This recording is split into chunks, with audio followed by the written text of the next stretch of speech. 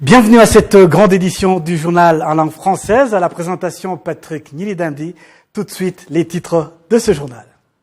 En visite officielle en France, le président rwandais Paul Kagame était ce jeudi au salon Vivatech à Paris.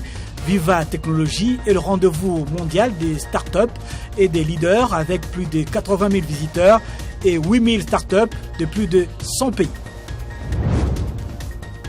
Au cours d'un point de presse mercredi à Paris, les deux présidents rwandais et français ont montré leur volonté d'avancer dans les relations de coopération entre les deux pays.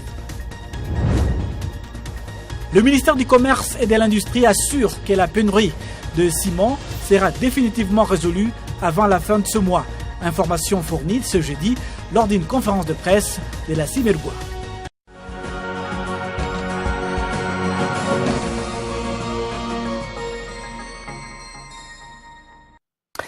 Encore une fois, bienvenue à toutes et à tous. En visite officielle en France depuis ce mercredi, le président rwandais Paul Kagame était ce jeudi l'invité d'honneur avec son homologue français Emmanuel Macron du salon Vivatech à Paris. Viva Technologie est le rendez-vous mondial des startups et des leaders avec plus de 80 000 visiteurs et 8 000 startups de plus de 100 pays. Le point avec Kassim Issouf.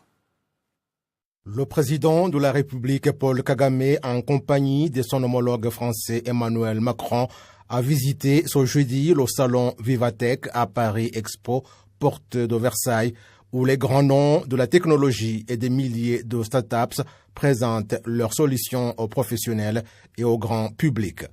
Les deux chefs d'État ont visité différents stands, dont ceux d'exposants rwandais, qui indiquent que c'est le rendez-vous mondial de l'innovation et des startups et l'opportunité d'attirer des investisseurs au Rwanda. Le stand d'exposants rwandais montre Kigali comme une ville où sont créées des innovations et l'on y trouve 8 startups en matière de la technologie développée par des Rwandais. La visite du président de la République, Paul Kagame, en France, s'est clôturée par la visite de cette exposition. Viva Technologie est le rendez-vous mondial des startups et des leaders avec plus de 80 000 visiteurs et 8 000 startups de plus de 100 pays. Au cours d'un point de presse mercredi à Paris, des deux présidents français Emmanuel Macron et de son homologue rwandais Paul Kagame, plusieurs points ont été soulignés, notamment en rapport avec le passé douloureux du Rwanda. À ce sujet, le président Macron a indiqué qu'il ne veut plus que son pays retombe dans les erreurs du passé. Les deux présidents ont montré leur volonté d'avancer dans les relations de coopération entre les deux pays. Reportage. Le président rwandais Paul Kagame a été reçu avec les honneurs au palais de l'Élysée à Paris par son homologue français Emmanuel Macron ce mercredi. Après cet tête-à-tête entre les deux chefs d'État, ils ont ensemble rencontré les leaders mondiaux d'Internet venus participer au salon Viva Technologie. Au cours d'un point de presse de président, il a été surtout question de relations bilatérales et les deux leaders sont revenus sur la nécessité de prendre un nouveau départ dans les relations entre l'Afrique et l'Europe, le Rwanda et la France en particulier. Les deux présidents ont montré leur volonté d'avancer dans leurs relations et ne pas rester sur un passé douloureux. Nous n'allons pas régler toutes les difficultés du passé en une annonce ou en quelques signes. C'est ce que nous allons entreprendre en confiant cette tâche à un groupe de chercheurs qui sera constitué dans les mois à venir et qui sera chargé de faire progresser notre connaissance, justement, d'un des pires drames de la fin du XXe siècle. Nous avons décidé avec le président Kagame de travailler ensemble de manière pragmatique sur les sujets d'intérêt entre nos deux pays. Et ils sont nombreux. C'est ce que nous avons longuement évoqué ensuite dans l'entretien bilatéral qui nous a réunis. La paix et la sécurité en Afrique, le soutien à l'innovation, le climat et l'environnement, les sujets linguistiques et éducatifs n'en sont quelques illustrations. Il ne s'agit en aucun cas de sous-estimer les difficultés du passé et la complexité de la relation bilatérale, mais au contraire, je crois pouvoir dire que notre volonté, c'est d'assumer cette complexité, de savoir la surmonter et de penser à l'avenir de nos jeunes générations qui est à construire ensemble. Le président rwandais Paul Kagame, qui est en même temps président de l'Union africaine, est aussi revenu sur la nécessité de regarder vers l'avenir. Plus le temps avance, cela nous apporte de nouveaux changements. Et cela nous incite à collaborer mieux et à mieux travailler ensemble. Au cours de cette conférence de presse, les questions ont également tourné sur l'état sécuritaire en Afrique et les efforts des deux pays, le Rwanda et la France, à apporter leur contribution dans des foyers de tensions comme la Centrafrique et la région du Sahel. Deux analystes et experts en politique et relations internationales estiment que la nouvelle vision du leadership actuel en France pourrait permettre de réformer le fonctionnement de l'Organisation internationale de la francophonie, OIF en sigle. Explication avec Novella Nkugize.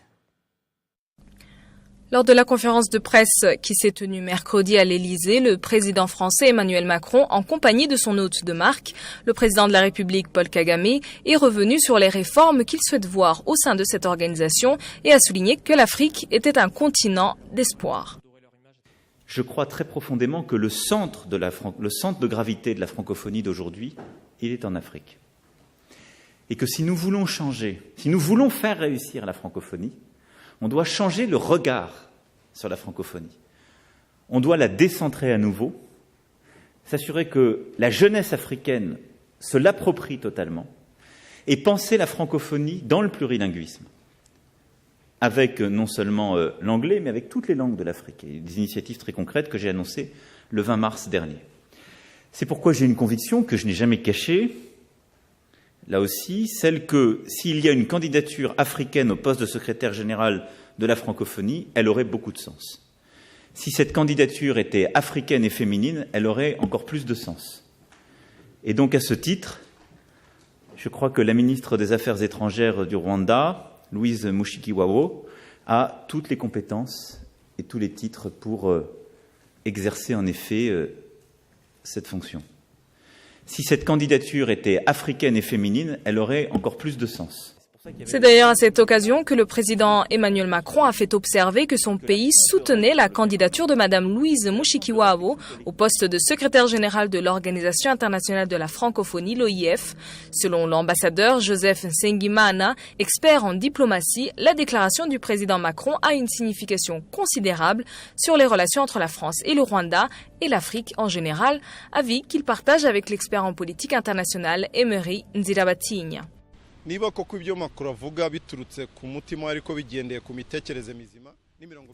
ce que le président Macron a dit est une bonne volonté politique, ce serait une bonne chose à travers les principes de notre président, ce qui signifie que si vous voulez que nous ayons des échanges entre nous et qu'on ait une coopération, cela peut alors siéger, cela peut permettre qu'on siège avec le Rwanda.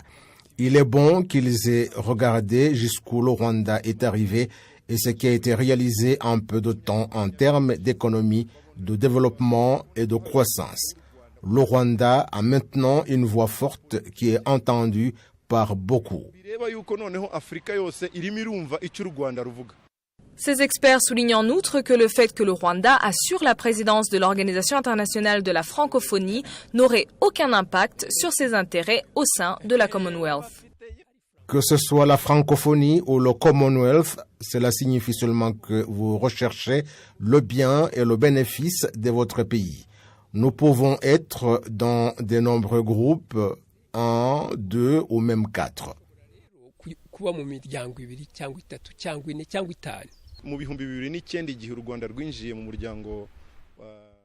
En 2009, lorsque le Rwanda a rejoint le Commonwealth, les pays francophones se sont rendus compte que cela pouvait se produire et profiter à leur pays. Les élections pour l'approbation du nouveau secrétaire général de l'OIF devraient se dérouler en octobre en Roumanie lors de l'Assemblée générale. Selon Anne Kantener, journaliste de RFI, Madame Louise Mushikiwabo pourrait être la candidate unique du continent africain. Jusqu'à présent, 30 pays africains sont membres de l'Organisation internationale de la francophonie et le continent détient ainsi 55% des 275 millions de francophones au monde, comme l'indiquent les statistiques de l'EUF de 2014.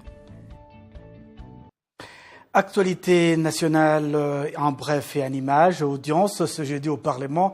Chambre des députés. La présidente de cette chambre, Madame Mukabalisa Donatille, a reçu dans son bureau le nouvel ambassadeur des États-Unis d'Amérique au Rwanda, Peter Vrooman. Les deux personnalités politiques sont revenues sur la coopération bilatérale entre les deux pays et les moyens de leur renforcement, notamment dans le domaine de l'agriculture, de l'éducation, de la santé ainsi que du développement des investissements entre les deux pays. Il a été aussi question du développement de la femme en général et celui de la femme vivant avec un handicap en particulier. La présidente de la Chambre des députés a expliqué à son hôte le programme ou le progrès accompli par le Rwanda dans ce domaine et a déclaré par la même occasion que le soutien des États-Unis sera apprécié pour avancer encore plus dans ce domaine. Les politologues africains s'accordent sur le fait que la démocratie en Afrique demeure entravée par la trop forte dépendance à l'extérieur dans la recherche de solutions aux problèmes africains. Ils estiment que ce problème devrait être réglé par des solutions africaines. Le point avec Novella Nkwigeze.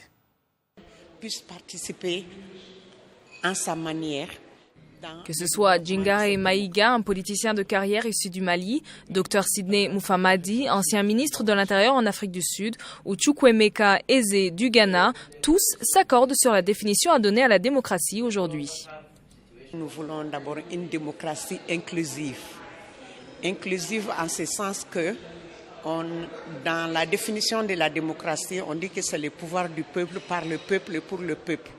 Donc un pourcentage ne peut pas vraiment représenter le peuple. Donc il serait mieux qu'on ait une démocratie inclusive, tout d'abord, et que cette démocratie inclusive soit aussi participative que possible pour faire en sorte que chaque citoyen puisse participer en sa manière dans le développement de cette démocratie. We remain a continent with the lowest Human Development Index. Les statistiques de développement montrent que les citoyens africains restent encore en marge du développement. Des 5 continents, l'Afrique reste le plus en arrière dans le développement et même dans les domaines où il y a du progrès, il reste de fortes disparités entre les différents pays. Et ça, c'est un grand problème pour nous. Growing inequality within countries. So this speaks to the big challenge that we face. How do we begin to ensure that Africa becomes Comment faire pour que l'Afrique soit une entité unie et non pas un ensemble de pays? Parce que cela met un frein au commerce intra-africain et retarde le développement du continent.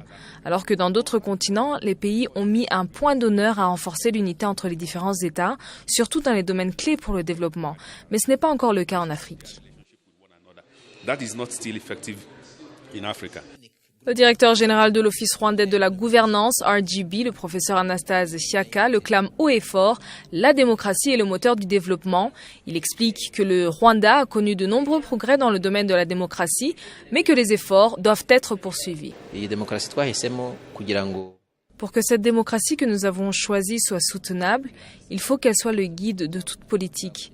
Et dans ce domaine, il y a encore des défis parce que certains entrent en politique avec des motivations qui vont à l'encontre de la démocratie. Il faut donc renforcer l'éducation. Il faut que les partis politiques éduquent les plus jeunes. Et c'est d'ailleurs l'une de leurs responsabilités, éduquer les citoyens et trouver des solutions à leurs problèmes. Mais le plus important, c'est que la démocratie au Rwanda est intrinsèquement liée à son développement et la mise en place d'un leadership qui rassemble les citoyens et développe la bonne entente. Dans cette rencontre organisée par Never Again Rwanda et le Forum africain pour la démocratie, les politologues et autres experts dans le domaine échangent sur les stratégies qui permettront de mieux tirer parti de la démocratie en Afrique afin d'améliorer les conditions de vie des citoyens. Actualité nationale en bref et en image de Rwandais en provenance de 8 districts du pays qui viennent de passer quelques jours dans des échanges visant la construction de la paix au Rwanda ont convergé ce jeudi vers les mémorials du génocide de Kigali dans le but de tester la façon dont leur attitude s'est transmise grâce à ces dialogues sur la paix. Avant ces échanges, certains ont reconnu volontiers qu'au sein de leur communauté, ils s'est suspecté mutuellement, nourrissant la haine des uns envers les autres à cause d'un passé douloureux. Le chef de ce projet a estimé que ce projet commun, dénommé la guérison de nos communautés, promouvoir la cohésion sociale au Rwanda, a donné des résultats positifs. Le centre du projet Karuna pour la construction de la paix rassemble le club de dialogue sur la construction de la paix de l'IRDP, l'Institut de recherche et des dialogues pour la paix, IG Stress, et le projet Guérison et reconstruction de nos communautés.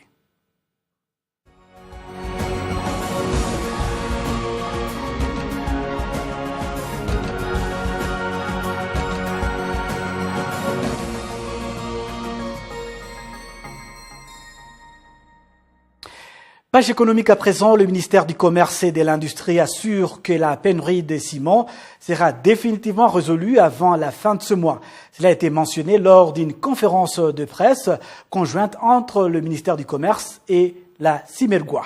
Il a également été question de mentionner la possibilité d'une réduction du prix actuel du ciment. Les récits de Kassim Youssouf. Cette année que le ciment est devenu rare à travers tout le territoire national, entraînant ainsi la hausse de son prix et souvent l'arrêt des activités de construction. Le ministère du Commerce et de l'Industrie déclare que ce problème était principalement causé par la réparation et l'entretien des machines, l'amélioration de la technologie et l'agrandissement de l'usine de Simerwa. Le ministre du Commerce et de l'Industrie, Vincent Munyeshaka, dit qu'avant la fin de ce mois de mai, ce problème devrait être résolu. Ce que nous avons vu de nos propres yeux, c'est que la maintenance des machines, l'ajout de nouvelles machines, c'est terminé. Nous avons également remarqué que la production augmente selon les chiffres qu'ils nous ont présentés. Avant la fin du mois de mai, il devrait être au même taux de production qu'avant le début des travaux de réparation. Ils auront au moins 1200 tonnes et selon leur plan, vers la fin d'août, ils devraient pouvoir produire 1500 tonnes, ce qui fait 75% de la production.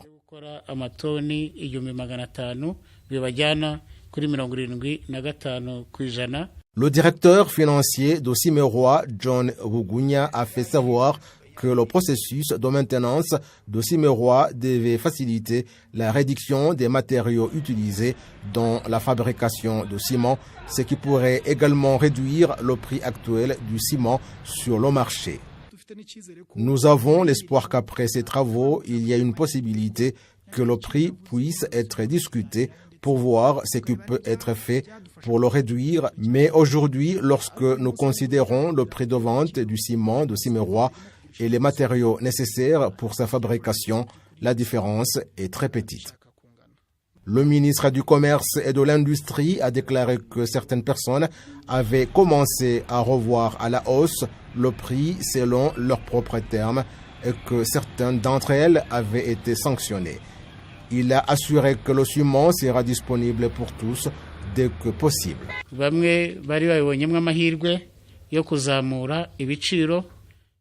Certains ont vu là l'opportunité d'augmenter les prix, mais quand les problèmes ont surgi, ils avaient acheté le ciment au prix initial.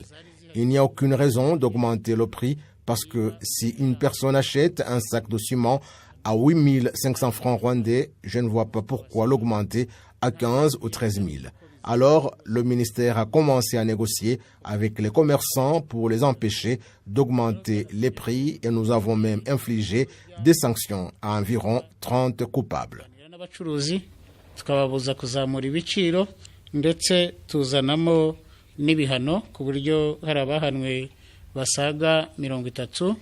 La Simerwa envisage d'augmenter sa production de ciment de 500 000 tonnes par an à partir d'août jusqu'à 600 000 tonnes par an en 2020, ce qui se traduit par un taux de production de 100%.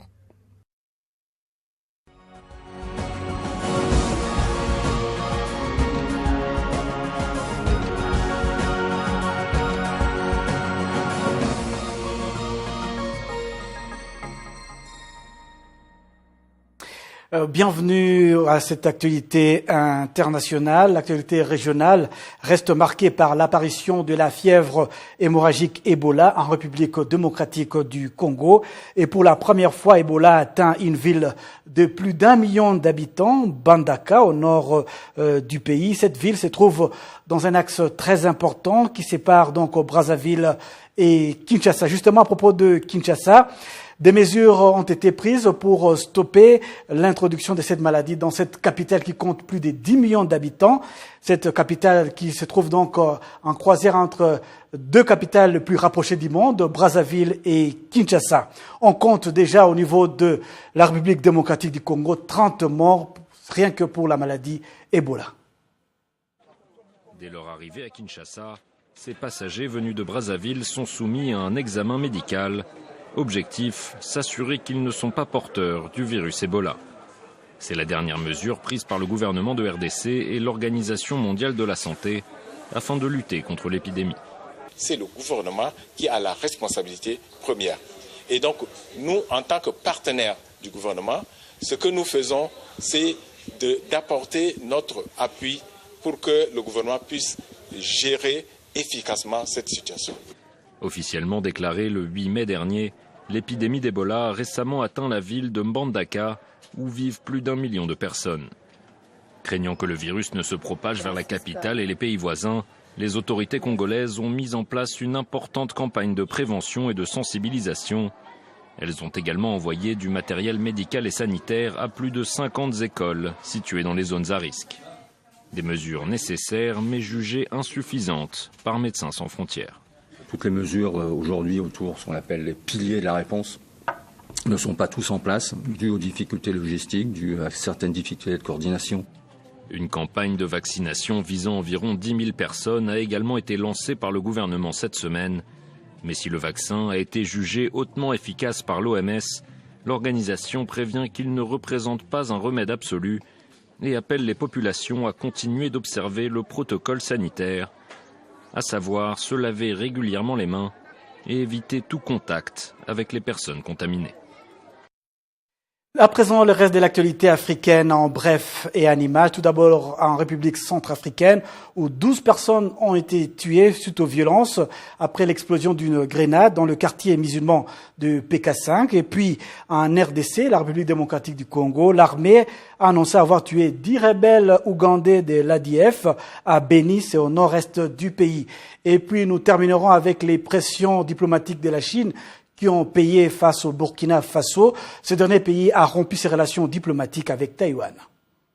Tuées mercredi dans des violences à Bangui, en Centrafrique.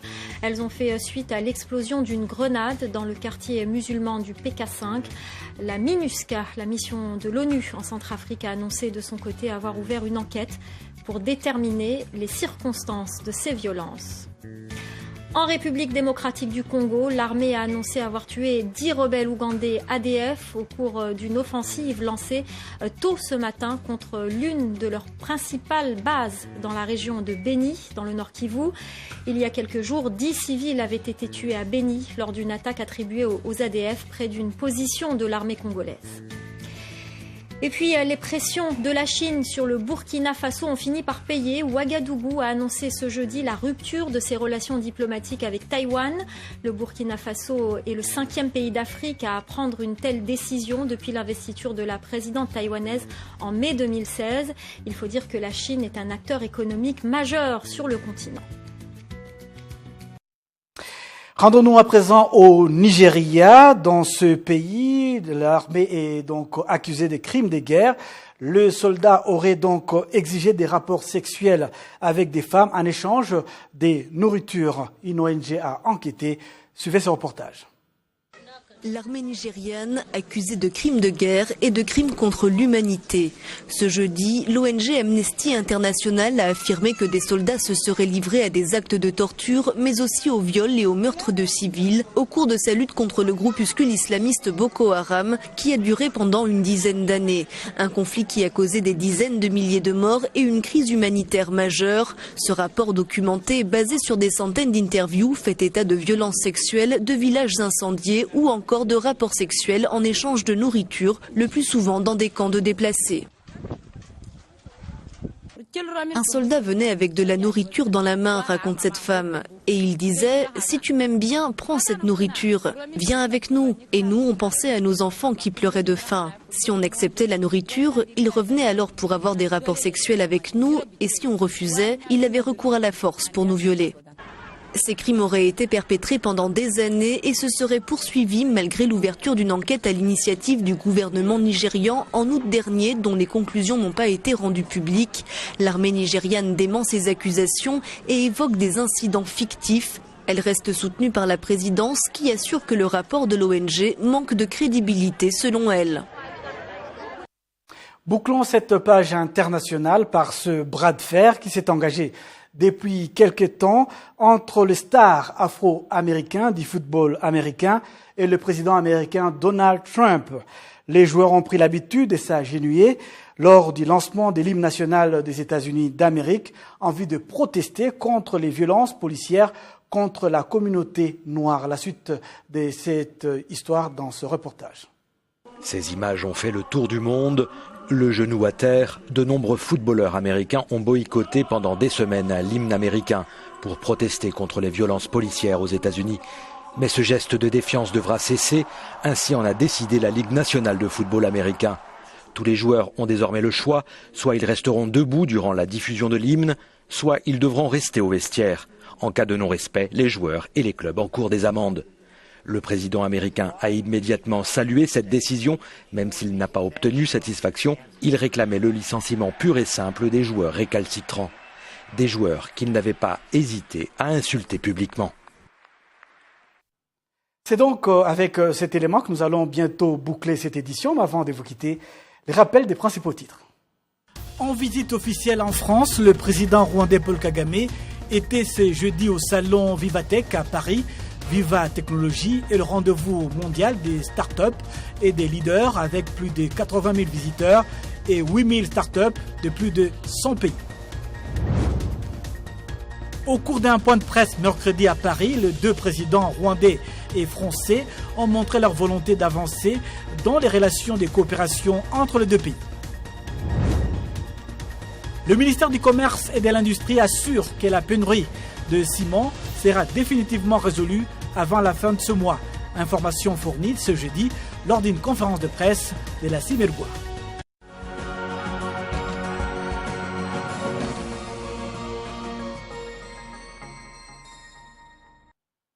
C'est donc la fin de cette grande édition du journal à la langue française. Au nom de toute l'équipe dirigée par Ouira Kalita, je vous souhaite de passer une très bonne suite de programmes sur la télévision rwandaise.